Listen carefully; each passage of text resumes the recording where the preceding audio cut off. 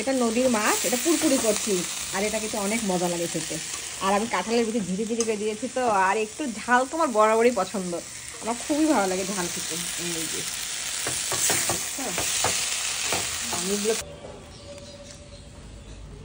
দুপুরে ওই যে ভর্তা করছি মজা করে, ঝাল ঝাল করে, আর ওই ছোটো মাছের পুরপুরি করেছি।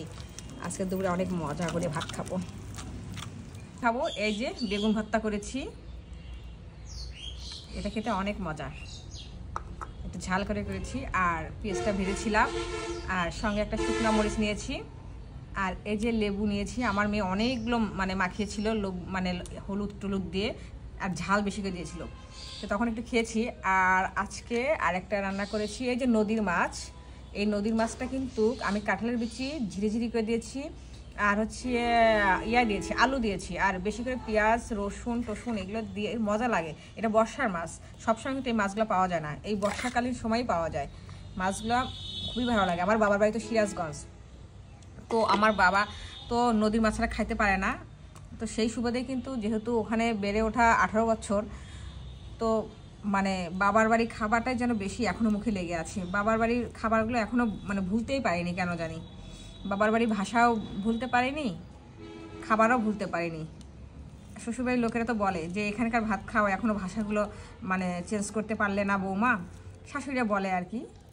তো আসলে এত সহজে কিন্তু সব কিছু চেঞ্জ করা যায় না। তো যাই হোক, আমি এখন খাবো। তো আমার খাবারগুলো কেমন হয়েছে দেখুন, দুপুরের খাবারটা অবশ্যই কমেন্টসে জানাবেন। আর আমি খেতে খুবই পছন্দ করি, মানে অনেক খাবার না, কিন্তু খেতে পছন্দ করি। একটু ভালো হলে বেশ একটু ভাত খাওয়া যায়। আর অ্যাকচুয়ালি আমি নদীর মাছটা বেশি পছন্দ করি, মাছটা বেশি পছন্দ করি, আর খাবার মধ্যে একটু হাঁসের মাংসটা পছন্দ করি। ওই খাবারটা শিখেছি আর কি শ্বশুরবাড়িতে এসে। ভর্তাটা সবচেয়ে বেশি ভালো হয়েছে।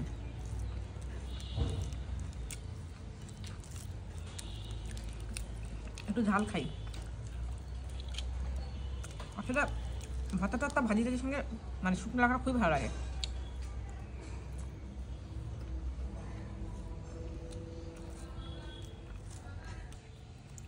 আসলে খাবারটা একটু মনের মতো না হলে খাওয়া যায় না।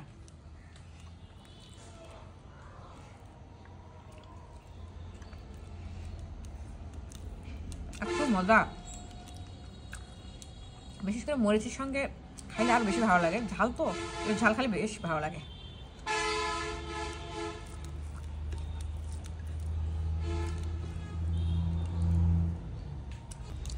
এত মজা লাগলো খাবারটা, আর একটু ভাত নিব রে, খুব মজা লাগলো খাবারটা। ঝালও হয়েছে, অনেক ঝাল হয়েছে। আর একটু ভাত দাও তো, খুব ভালো লাগতেছে।